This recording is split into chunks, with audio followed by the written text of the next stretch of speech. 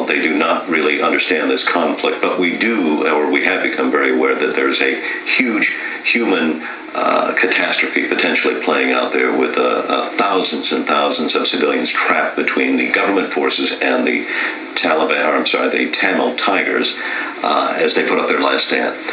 Is there a role of the United States? President Obama came out this week. He made a very clear statement. He said that both sides need to stand down.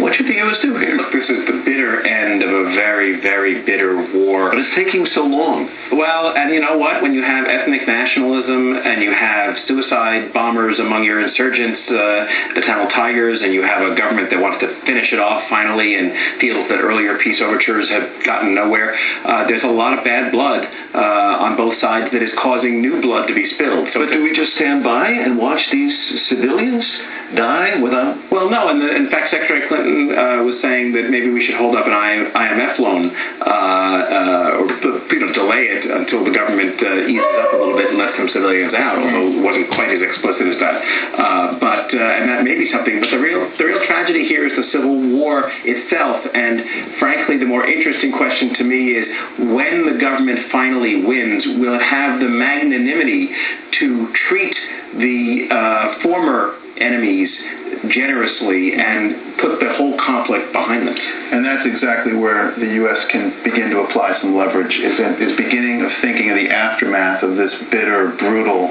last phase of a terrible war. And I think I would be so bold as to say I don't think the U.S. has a role in actively playing a part. I think it has a role in the diplomacy that will be needed in the aftermath. We can't be everywhere. We're in Iraq, we're in Afghanistan, we're in the seas off Somalia. Right. We can't be everywhere, and I think it's a mistake to think we should be. Well, speaking of everywhere, the Pope seemed to be everywhere, at least in the Middle East, when it came to his